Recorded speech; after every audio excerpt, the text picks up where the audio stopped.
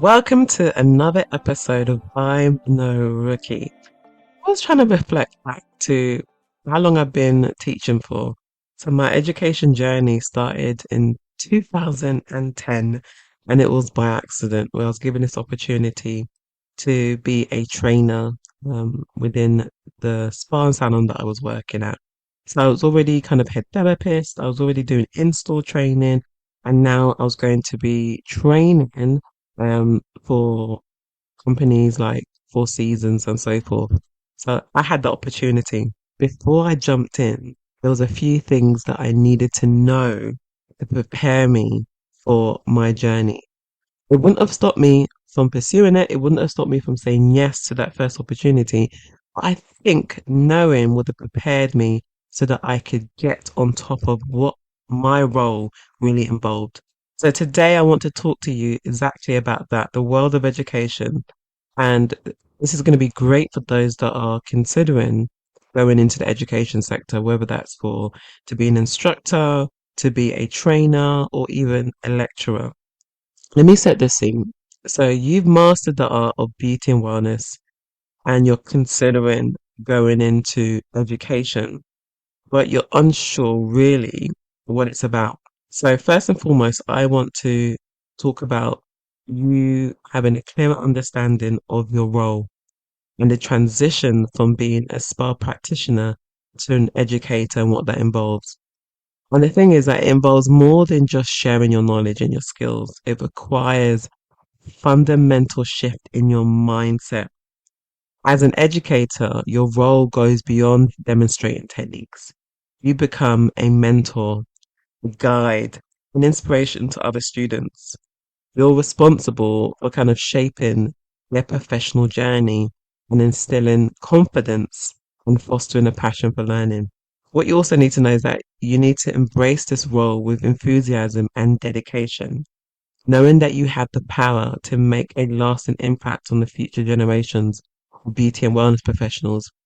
If you think back to yourself when you was in school, a few typical types of teachers, right? You've got the teacher that just does their job, to the bare minimum, and you never really remember them. Then the other teacher is the really bad teacher that you always remember. We all might have a laugh about and go, remember when they did this? And then you've got that exceptional teacher that you still remember to this day, especially if they've influenced your life in some way. And this is what I want to kind of get across, that going into this role, there are so many things that you don't realize that you have an impact on. So understanding your role and going into this role because you are really passionate about helping others is essential. So that's number one. Number two, it's all about your qualifications, and qualifications do matter. So whilst practical experience is invaluable, of course, your formal qualifications can significantly enhance your credibility and opportunities in the education sector.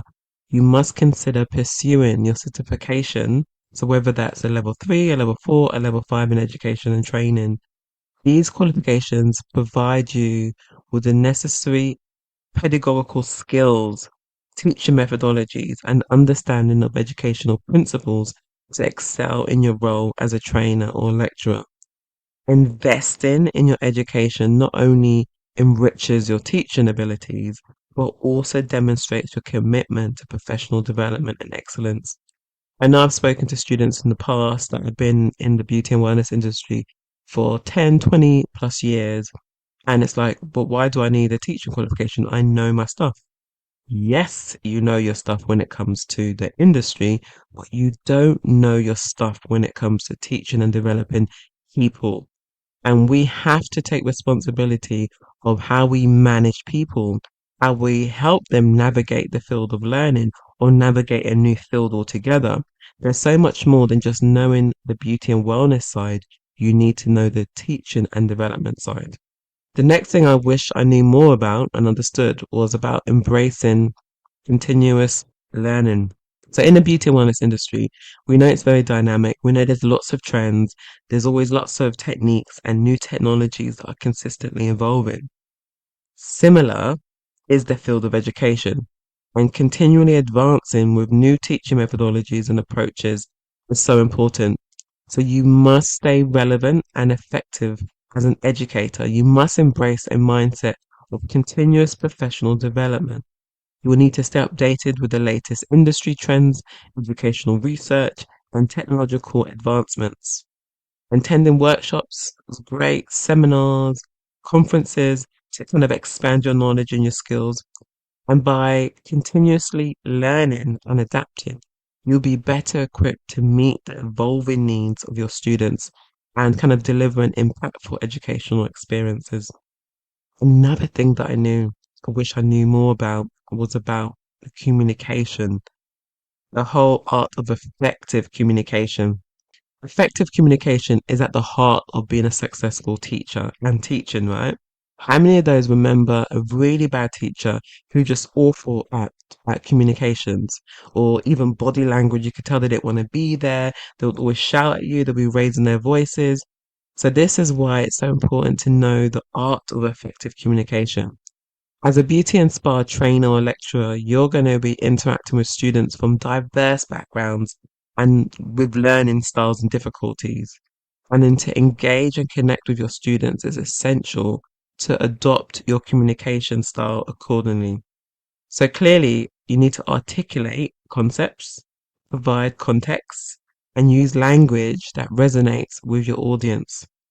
Additionally, you need to cultivate empathy and active listening skills to understand your students' needs and concerns. And by fostering these open communications and creating a supportive learning environment, you enhance student engagement and promote effective learning outcomes. Another thing I wish I knew more about is balancing theory and practical. How many of you have sat through a lesson or class, especially within our industry, beauty and wellness, and it's just been theory, theory, theory. And then after the theory, you're then being told that you need to then put it into practice. But you've had hardly any practice time. So I say more so for our industry, we need to find the right balance between the theoretical knowledge and the practical application. So whilst theory provides the kind of foundation, the hands-on experience reinforces learning and allows students to develop their skills.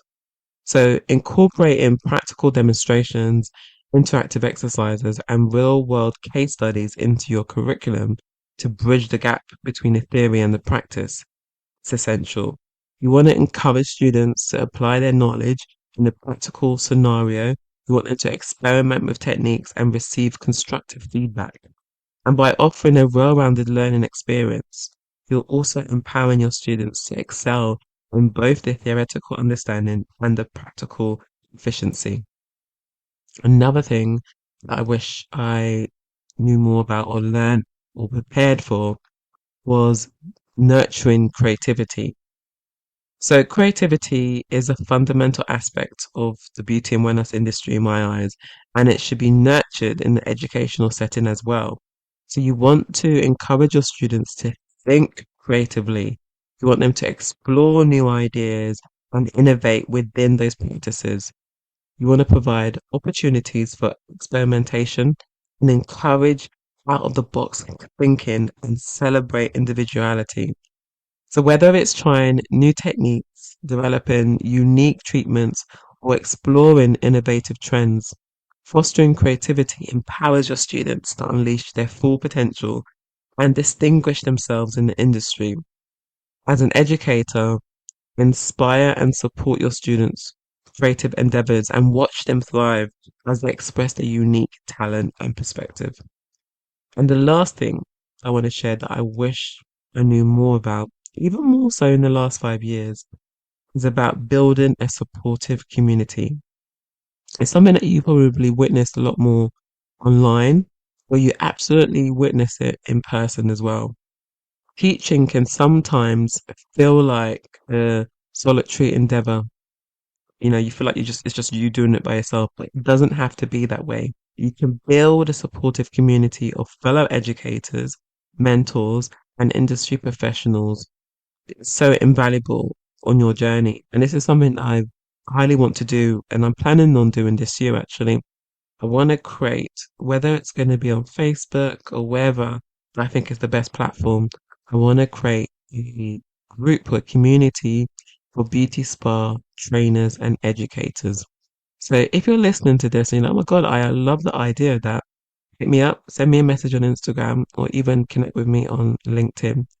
Um, the idea is that it can be for those that are looking to get into the industry, those that have been in it for a while, but they just feel a bit stuck. They need some kind of new ideas, and it's to get their passion back again. So building a community is so important. What you can also do is the whole idea of building community or being involved in community is that you want to connect with like-minded individuals. You can do this through networking, like I said, online forums and professional associations. You want to share your experiences, exchange ideas, and seek guidance from those who have worked a similar path. Additionally, I think mentorship can also play a significant role in your professional development. So finding mentors who can offer insights, advice, and encouragement as you navigate your teaching career is fantastic. And by surrounding yourself with a supportive community, you'll find inspiration, motivation, and invaluable support to help you succeed as a beauty, spa, and wellness lecturer or trainer. And there you have it, the 7 things that I wish I knew more about before jumping into education. Like I said before, it wouldn't have stopped me, but I feel like I would have been better prepared mentally. So I hope that you can also use these tips and consider this before jumping into becoming a beauty, spa, wellness lecturer or trainer. Remember, every step you take brings you closer to making a profound impact on the next generation. So thank you so much for tuning into today's episode of I'm No Rookie. And don't forget to hit subscribe for more strategies and tips to help you elevate your career within the beauty and wellness industry. And remember, you're no rookie in the game of life. Take care, and I'll see you again soon.